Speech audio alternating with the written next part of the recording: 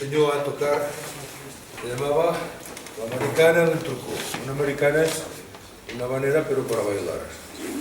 Y el tal truco pues sería un hombre que tocaba flabiol pues aproximadamente en 1905 o así, cuando él estaba aprendiendo el oficio. Y siempre nos ha gustado mucho. Y es de las primeras que aprendimos que nos gusta tocar.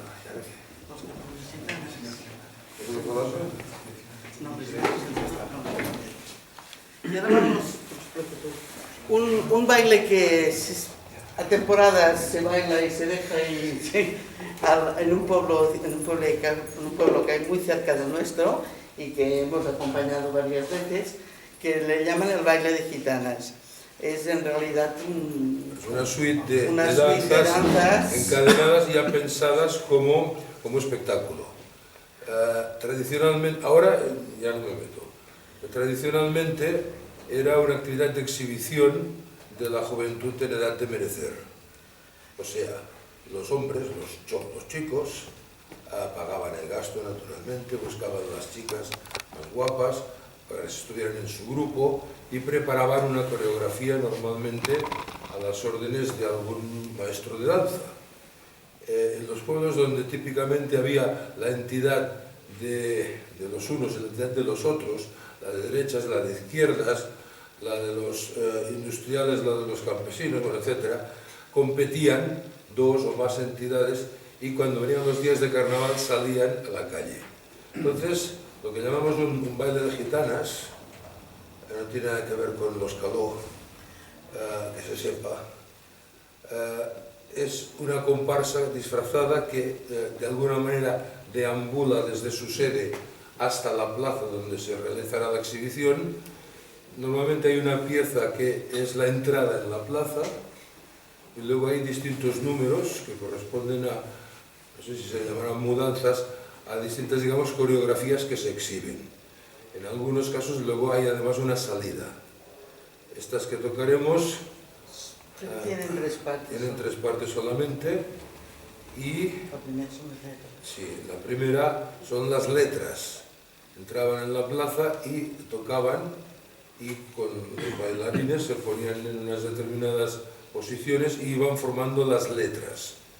Por tanto, duraba muchísimo porque se trataba de poner baile de gitanas de Argentona, letra por letra.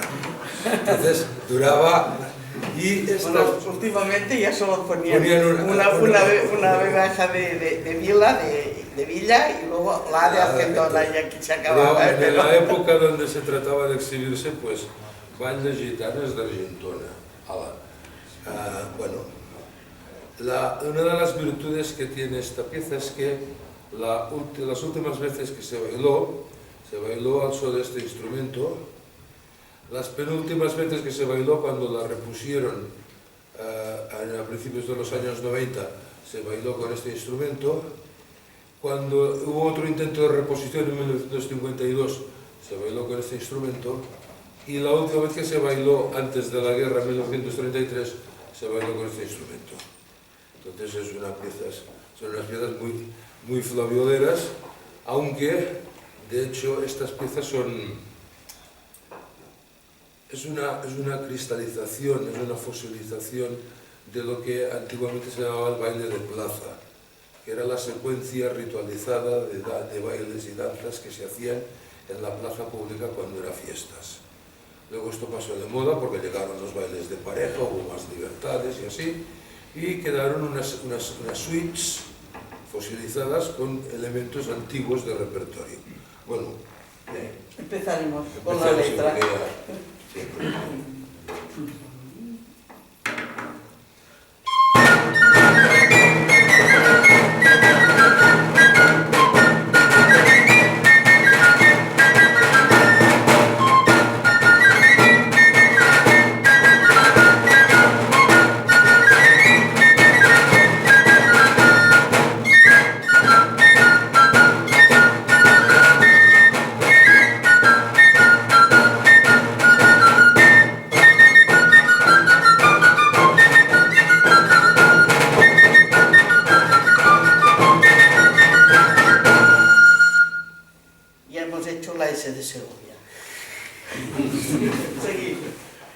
saludando.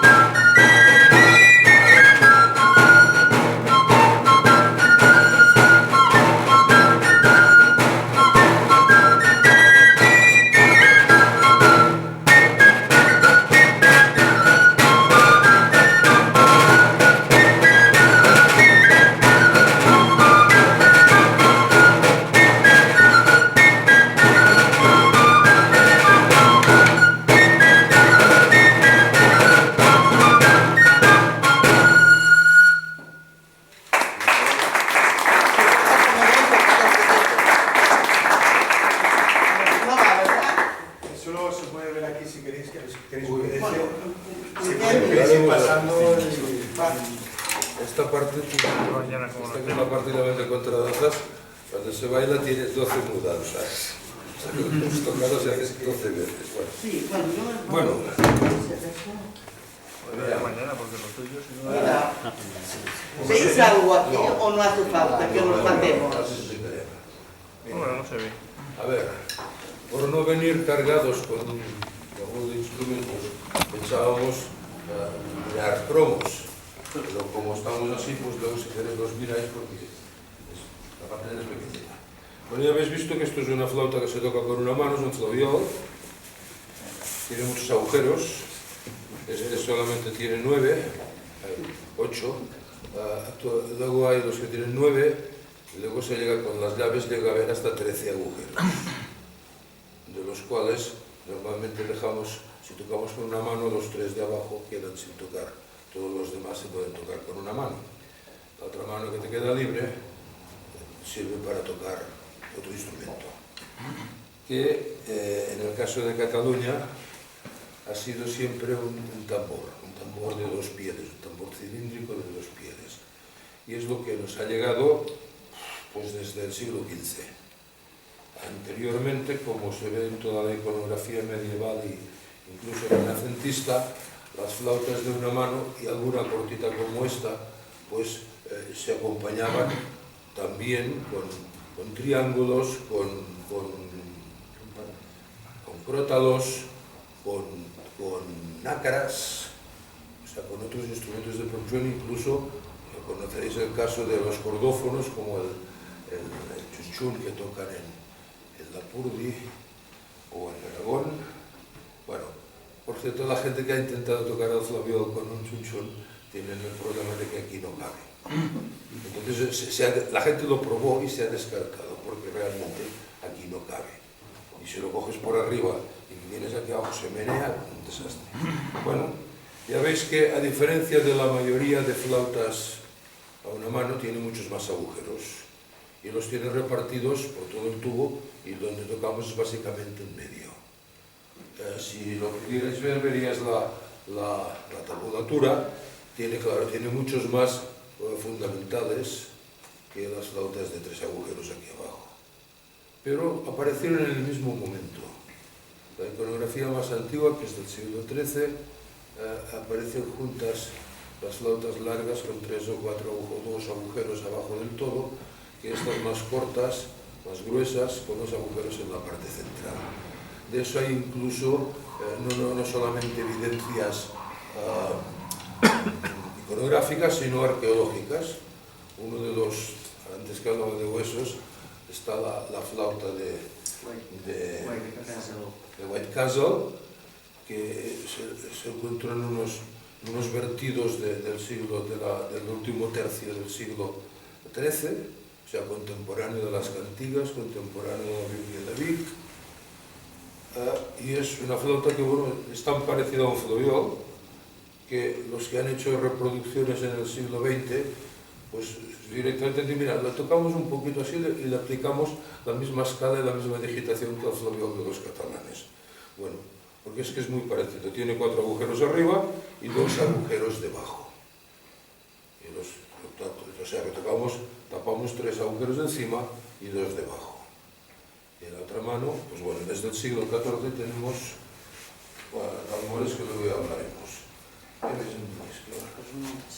Así, del nombre le decimos flabiol y es que no se le puede decir de ninguna otra manera, porque hasta mediados del siglo XIX flabiol era una palabra polisémica, como lo es gaita, como lo es el pipe de los ingleses, y entonces, claro, pues bueno, los textos en castellano de la época pues le ponían gaita, le ponían flautilla y no estaban diciendo ninguna barbaridad, porque flabiol mismo era una palabra polisémica que designaba no solamente a este instrumento, sino a otras flautas, incluso a instrumentos que no son flautas, a cosas que se soplan. El flabiol tiene que ver con flare, con soplar. Bueno, lo que pasa es que desde, pongamos, 1900, la palabra ha ido restringiendo su significado hasta significar solamente este instrumento. Y entonces, pues claro, si le llamamos gaita, pues antes nos han explicado un ejemplo de lo que pasa con las cosas que se llaman gaita, que puede ser cualquier cosa, incluso una zanfona. Bueno, pues total, nosotros decimos, bueno, pues mira, lo siento, pero en castellano, en inglés, en chino, flabiol se tiene que decir flabiol porque no hay traducción posible. Peor todavía si tienes en cuenta de que hay casi una veintena de maneras distintas de pronunciar esta palabra en catalán, de la cual salen pues una media docena larga de grafías que algunas dices, ¿y de dónde la habéis sacado? Bueno, pues porque la palabra era muy polisémica y prácticamente a finales del siglo XX, pues en los años 80, todavía alguien pudo entrevistar a algún pastor ya muy viejo, de alguna montaña en algún sitio muy concreto y muy remoto, que todavía le llamaba flabiol a un instrumento que no era este, que eran flautas de caña o flautas incluso de madera que no eran este. Pero esto ha desaparecido con la gente que sabía hacer estos instrumentos, que los hacía y que los llamaba así. O sea que flabiol pues se llama flabiol. El que toca el flabiol actualmente es el flabiolaire, que antes lo has pronunciado muy bien. Y es una cosa curiosa porque hasta medianos, incluso bastante adelante del siglo XIX, flabiolaire era más el artesano que hacía los flavioles que no el que lo tocaba. El que lo tocaba se le solía llamar tamburinaire, tamburataire, tamburino, es decir, tamborilero. Cuando en algún momento, a partir de 1860 y bastantes, flabiolaire significa tanto el que hace los flavioles como el que los toca.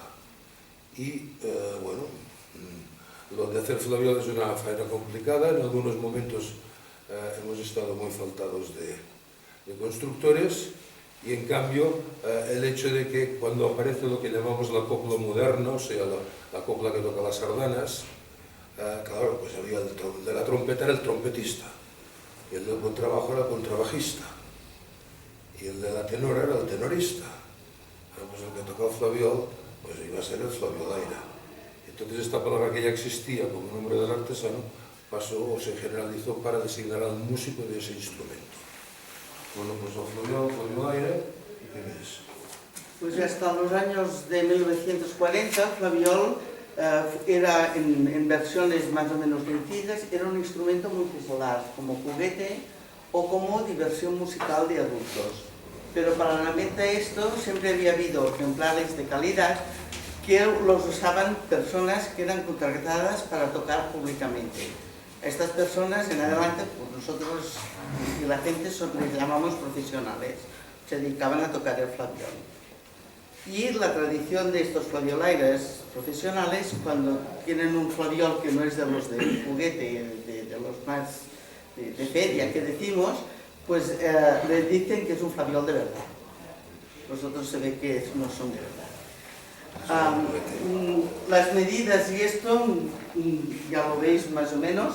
Hay ejemplares de juguete realmente muy pequeños, hay también otros ejemplares que, para que os hagáis una idea, están cortados por aquí, o sea, solo tienen los 5 agujeros que tapamos. Y también hay algún flabiol antiguo que es un poco mayor, que pasa de 25 centímetros. Por lo general, pues un flabiol mide de 22 a 24 centímetros y unos 20 pues es la parte del tubo melódico. Actualmente se están poniendo así muy de moda y la gente que toca en coplas lo está usando mucho, y cuando digo coplas quiero decir como nosotros, que éramos una copla ahora, no quiero decir la copla moderna de las sardanas. Son unos flavioles que les llaman bajos, que suenan una cuarta más graves que los que hemos estado tocando nosotros, y que son mayores ya de diámetro, de longitud, de todo, son unos flavioles mayores. Si no hace falta que la relación de la longitud del tubo y del diámetro de un flabiol, la longitud del tubo y a la vez el diámetro oscila entre 11 y 13 centímetros, milímetros, ahora le voy a decir gorda, entre 12 y 13 milímetros, es casi la mitad que la de las demás flautas de una mano de 3 agujeros. Si miramos una flauta y un flabiol ya se ve que más o menos la anchura es la misma y la relación es la mitad. La clave del sonido de un flabiol, como de todas las flautas, está en el cabezal, en la resolución de este cabezal, la forma y las dimensiones del paso del aire, las proporciones de la ventana, la inclinación del bisel y cómo se conecta con el diámetro interior y todo esto. Los flavioles, el paso del aire suele ser bastante grande y de forma troncocónica. La ventana tiene entre 5 y 7 milímetros y de anchura entre 9 y 11. Esto estaba aquí grande en la foto, pero ya lo veis. Y luego, normalmente los laterales del bisel están así, ensanchados, inclinados hacia afuera. La perforación del tubo, los antiguos y básicamente hasta hoy, es cilíndrica. Los ejemplares más sencillos, el diámetro del cilindro es igual, desde arriba abajo, o sea, como la caña primordial. Lo que pasa es que los flaviols más elaborados pues a veces sufren reducciones bruscas del diámetro o conicidades en el interior del tubo. Depende ya mucho de cómo se llama. Otra cosa que ha pasado con el flabiol es que supongo que todos conocéis la copla moderna que muchas veces se llama de sardanas. Flabiol está tocando con 2 trompetas, 2 trombones, un fiscorno, un contrabajo, 2 chirimías tenores, 2 chirimías triples. Entonces lo que pasó con el flabiol es que se fue arreglando, se fue modificando para darle mejor sonido a los sobreagudos que tiene, para que se oyera aquí encima de esta copla. No te he dicho, pero que la copla toca con partituras de tipo orquestal y que el papel que hace el flabiol allí es como un flautín. Entonces los agudos se han potenciado mucho y esto en algunos ejemplares ha sido en detrimento de perder calidad de sonido en las notas más graves. También Entonces también pasó otra cosa en la copla, que el flaviol perdió el tambor, que es el que da los bajos, no son los bajos de la copla. Los bajos de la copla son pues todos los metales y el contrabajo, y el flaviol fue perdiendo tamaño, y aparte de perder, el tamboril perdió tamaño, y naturalmente con esta pérdida del papel del tamaño también le cambió el timbre. Y es un timbre completamente diferente del tambor. El mismo truco que con el flaviol, o sea, irse al registro más agudo, y de hecho, en muchas coplas del principio de la copla moderna, en el siglo XIX, el flaviolaire era el director. Y entonces, con esto, les daba el tiempo y el ritmo, y se oye por encima de los instrumentos de la copla. El pum, pum, pum, todos los bajos, todo lo que sería el ritmo, lo lleva lo que llamamos la fila de atrás, o sea, los trombones, los fiscornos y el tamboril, pues es este. Los famosos voladores de Papalna tocan una cosa muy parecida a esto, pero hecha con cordelicos. Cuando vinieron a Barcelona, hubo flaviolaires que voy a tocar esto. Y a la hora de poner el tamboril, cogieron este y sonaba igual, ¿no? Los que son de esta medida. Y un poco más pequeño, incluso el que tenemos en casa es un poco más pequeño. Las maderas, el flaviol se ha hecho muchas veces de boj, como el mío mismo, pero los ejemplares, en la madera tradicional de los ejemplares buenos, ha sido el azufaifo frijolero. Y en menor medida otras frutas del país, almendro, nogal, cerval, o también se sabe de otros frutales que se han usado, como peral, cerezo, albaricoquero, y también el corazón rojo de algunas encinas y sobre todo el berezo. La parte del corazón se ha usado mucho para flavioles. El ébano, hay algún ejemplar ya de antes del flaviol de las llaves, pero desde los flaviols con llaves la mayoría son o de ébano, de granadillo, o ahora de otras frutas tropicales. Maderas tropicales. La extensión, había aquí un mapa muy bonito, pero os toco a una mano la nota más grave que se puede hacer y la más aguda que suelen utilizar los flaviolaires tradicionales. Algún flaviolaire sube más y los de la copla llegan a hacer 2 octavas, o sea, y la otra octava. Cuando en el uso del flaviol, que como no había la diapositiva nos lo hemos pasado, que había un uso antiguamente que se tocaba el flaviol con 2 manos y se acompañaban con un redoblante, o sea, 2 flaviols y un redoblante. En este uso los flaviolaires también subían más al agudo, llegaban una tercera por lo menos más arriba que aquí y bajaban una segunda. Los flaviolaires de copla, cuando hacen determinados conciertos, ponen la otra mano y bajan una tercera. Para esto.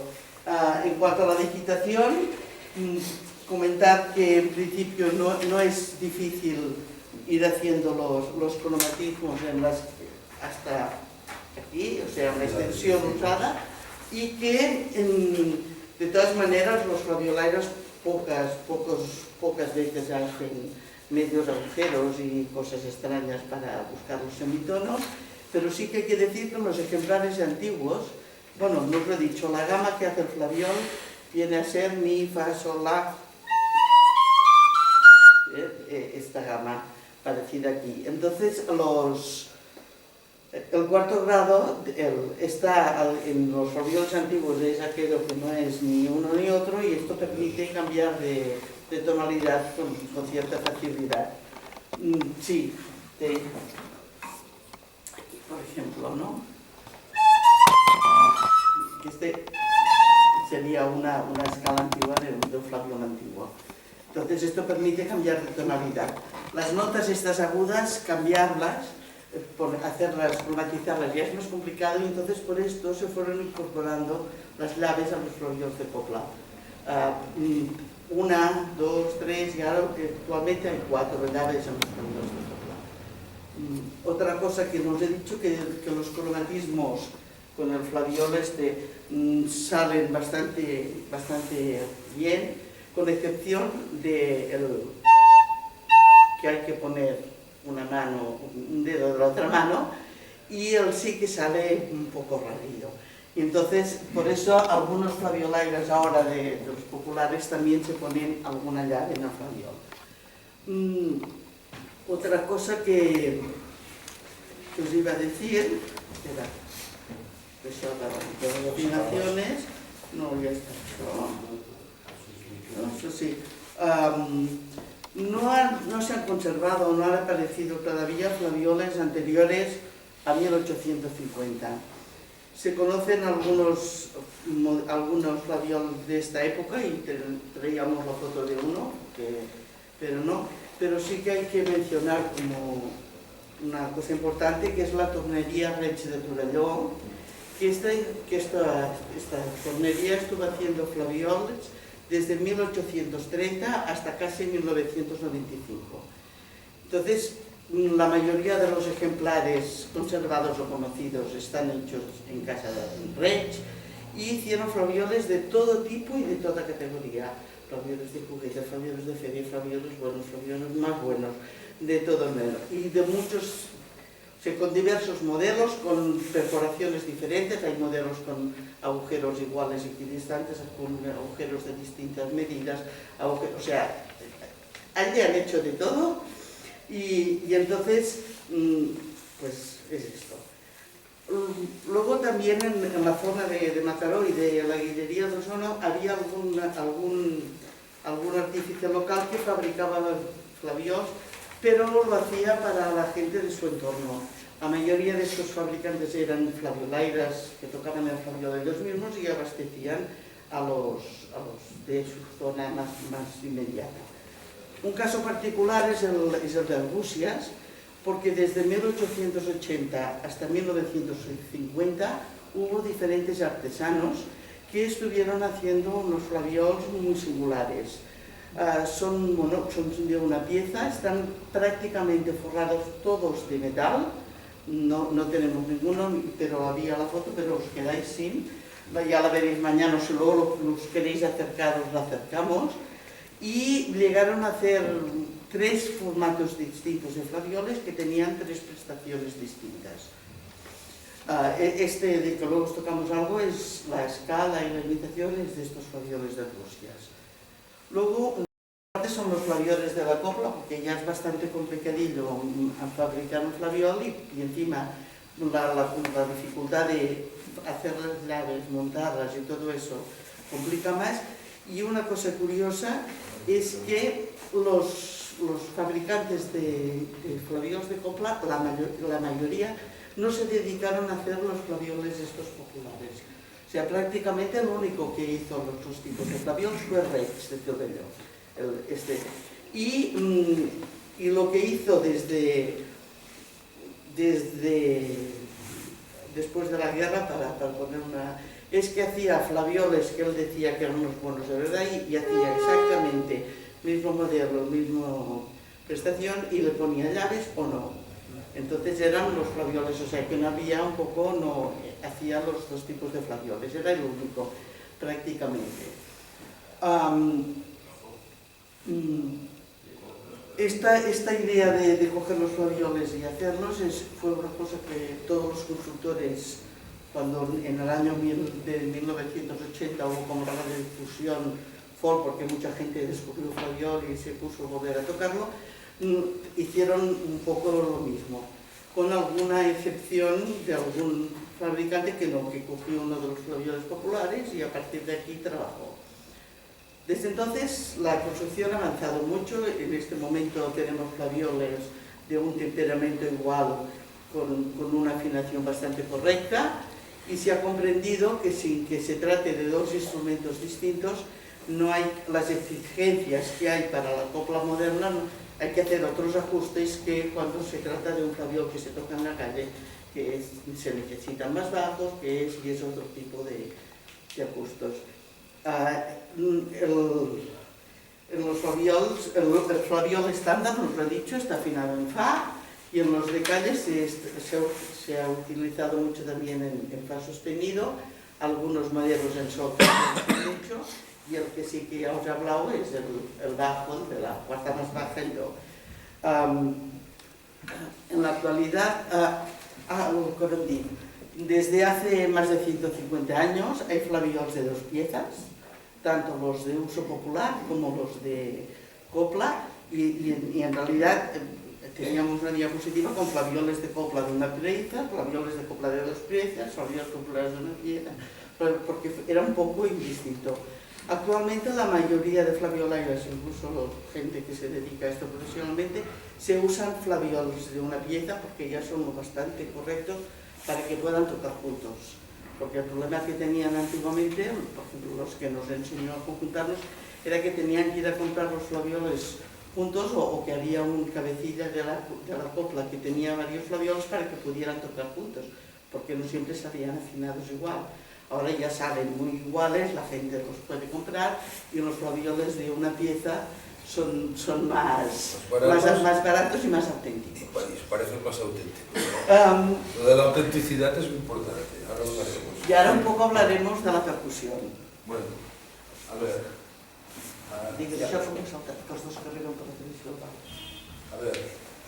Hemos empezado por el final. Los 2 tamboriles que llegan por tradición oral a 1980 son estos. Este, que es el que usan en la copla, y este que le llamamos bombo, porque como habéis visto se lleva aquí delante como el bombo de las mamparas. Si ahora veis flaviolaires actuales de Cataluña, estos los veréis en todas las coplas, pero estos no somos muchos porque cuando la gente de ciudad, los aficionados al baile folk y así descubrieron el flaviol en los años de 1980, les pareció que esto era indecente y que esto era muy poco auténtico. Y decimos, coño, pero si los flaviolaires que tocan por tradición, no. Y fueron a buscar se hicieron o buscaron unos tambores parecidos o del estilo o de las medidas de las que salen en la iconografía de los flaviolaires populares sobre 1860, 1880, incluso. Bueno, ¿qué pasó? Desde el siglo XIV aparecen las primeras representaciones en Europa de tamboriles que son más bien pequeños, que son más bien hondos, o sea, son tan anchos como hondos o más hondos que anchos, y que se llevan por debajo del codo, no aquí arriba, que no sé si lo habéis hecho alguna vez, pero no hace falta tomarse nada, estás un rato tocando lo que quieras, dándole con un tambor aquí, coges un globo que no se tarda nada. Bueno, esto es las percusiones esas medievales que les veis con aquellos tamboriles que eran planos, pero los tocaban aquí al lado. Bien. Esto duran esta clase de tamboriles planos, tocados a distintas alturas, pues duran hasta finales del siglo XVI. Pero desde finales del XIV ya han aparecido imágenes de tamboriles, digamos, como un bote, cuadrados o ligeramente hondos, y sobre todo que se tocan por debajo del codo. Bueno, en algunos sitios esto dio unos tamboriles un poco más grandes, un poco más pequeños, un poco más chatos, un poco más hondos. En Cataluña, por los pocos imágenes que tenemos, no se ha conservado ninguno. Estos tamboriles que llamamos de palmo, más o menos como máximo un palmo de ancho y un palmo de hondo, pues duraron hasta principios del siglo XIX, hasta entrado el siglo XIX. Hay iconografía incluso tridimensional. Tenemos la suerte de que teníamos un imagero que hacía figuras de Belén, con una tal cantidad de detalles precisísimos, Ramón Amadeo, y se le pueden contar los botones de las zamarras. Y entonces, pues claro, las reproducciones que hace de pastores que tocan el flabiol, pues son muy clavadas, y los tamboriles que lleva se corresponden tranquilamente con las imágenes dibujadas que hay en cuadros y en grabados de la misma época. O sea que esto más o menos va así, pero hacia medianos del siglo XIX empieza a haber trazas de unos tamboriles más, que harían pues como a lo mejor de 40 por 35, o sea, una cosa parecida a lo que se toca por la parte de Salamanca y hacia las Urdes y así, grandes, muy grandes. Y hay iconografía, bueno, muy bien. Luego, por unos pocos años más adelante, estas medidas se moderan. Y probablemente en relación con el hecho de que aparecen en el mercado tambores de manufactura, tambores de producción manufacturera, de serie, quizás más baratos, más distribuidos, más asequibles, las medidas de los tamboriles se moderan, y se moderan a unas medidas que están 28 por 28, para entendernos. Algo más de 25, sin llegar a 30, 28 por 28 la caja. Luego los cerchos, pues depende de constructores, pues hacen 4 dedos o hacen 2 centímetros. Y esos redoblantes son productos de manufactura. Aquí hay algún ejemplar conservado y se puede ver incluso los modelos. Mira, este y aquel, qué casualidad, más o menos están resueltos de la misma manera. Es que los compraron en Vilafranca. Y este y aquel, mira, son parecidos y están resueltos de la misma manera. Es que estos los compraron en Arenys. Vale. O sea, incluso se puede identificar de dónde salían esos productos de manufactura. Y hay unos estándares, bueno, pues muy bien. Y eso dura hasta principios del siglo XX. Los flabiolaires que tocaban estos tamboriles con cersos exteriores encordados de unos 28 por 28 más los cerchos, pues mira, el último que sabíamos murió en 1941 y ahora nos han dicho de uno, hemos sabido estas últimas semanas de uno que estuvo tocando hasta 1950 con un tamboril más pequeño, 25 por 25. Bueno, ¿qué pasó? Pasó que los flabiolaires más innovadores o más vivos se dieron cuenta de que el asunto era tener una piel lo bastante grande como para buscar distintas sonoridades y que no hacía falta trajinar un bombo como un barril, cuando de verdad lo que le interesaba era que se oyera el redoble, porque el sonido de las cuerdas se asociaba a una cosa moderna, lo habían aprendido las batas militares, era una cosa moderna. Nosotros lo hemos moderado. Nuestro maestro aquí detrás llevaba unos muelles como aquellos, ¿sabéis? Aquellas estufas eléctricas que tenían una cachofa en medio. Bueno, pues llevaba una ristra de muelles de resistencia que hacía un ruido de 1000 demonios. Pero eso es lo que hacía moderno, este sonido punzante. Bueno, pues lo hemos moderado. Y está. Bueno, pues entonces, cuando llegaron esta gente, estamos en 1915 o así, y hay algún flabiolaire que ha dejado estos bombos tan hondos, estos tamboriles tan hondos, porque lo que quiere es una buena piel para tener distintos sonidos, explorar distintos sonidos, no solo elevar la pulsación, sino buscar distintos sonidos que da la piel, depende de dónde le des y así. Y vamos... Entonces llega conocen la jazz band, la batería, y con esto los flabiolaires empiezan a coger los bombos y, por ejemplo, a ponerles por aquí castañuelas, cajas chinas, platillos, cencerros, y tocan con todo esto. También, sí, y el colmo de estos ya es el maestro de Rubiretas, que quizá algunos suenen porque es uno de los últimos flabiolaires de la tradicional, llegó a grabar un disco y todo, que que su maestro se llamaba Ventura, y cuando iba a tocar se bautizó como la Ventura Jazz Viladrau. Y la Ventura Jazz Viladrau consistía en el señor tocando el flaviol con el bombo así, luego tenía un bombo grande de batería con un platillo, el pedal, y va tocando el flaviol con una batería. Ahí está la foto, pero ya si acaso después la venís a mirar. Esto es lo que hace a la historia de los bombos. ¿Qué pasa actualmente? Actualmente, ya lo empezaba a decir él, los que empezaron los años 80 cogieron estos tambores, estos tamborines más auténticos, y hacia las décadas de 1990 la mayoría de... Sí, la mayoría de flavioleiras han copiado un modelo, han cogido un tamboril como los de Mallorca.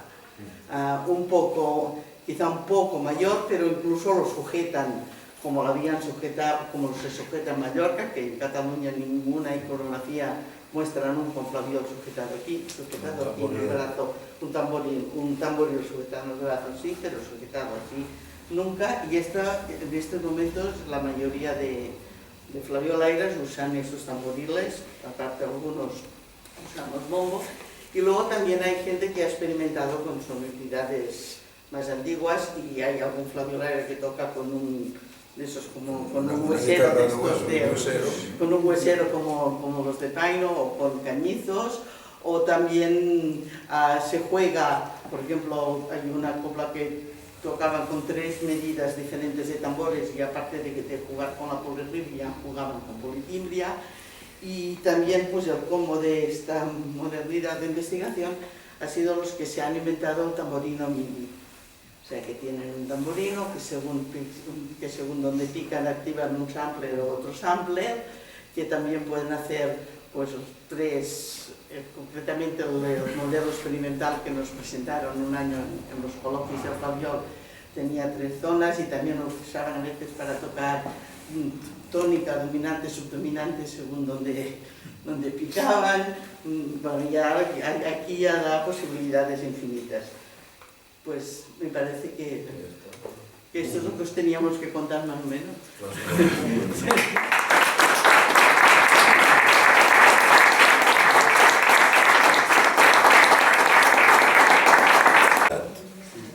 El argumento es este. Entonces, son de plástico.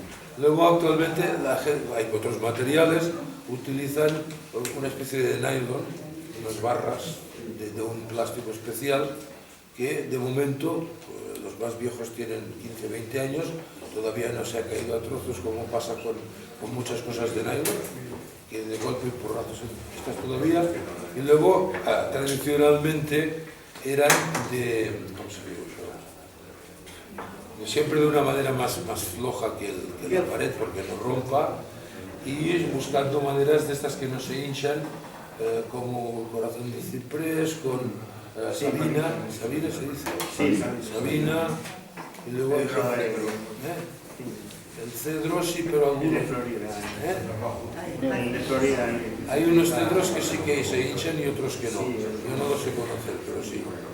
A ver, el que puede los pone de Sabina, el que lo quiere poner de madera, lo quiere hacer bien, si puede pillar Sabina, que en Cataluña cuesta encontrar Sabina.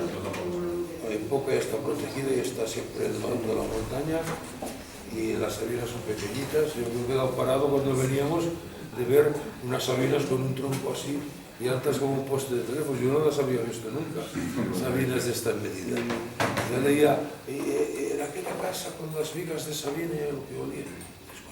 ¿Cómo iban a hacer unas vigas de sabina? Hoy lo he entendido cómo se hacen unas vigas de sabina. Bueno, si pueden le ponen sabina. ¿Qué? Bueno, si es posible. El momento para cualquier pregunta, para cualquiera de los ponentes que han participado, sea no sé, mañana estaremos por aquí, también nos podéis atacar. Y en la cena. Y en la cena, y sí, si queréis hacer cosas, si tienen que contar algo, si quieren... Entonces la tonalidad más utilizada es el fa. El estándar actualmente es el fa. Y fa, hay gente que dice que es el do. O sea, a ver, No, si el puede fallo no, o sea, no, no, atacar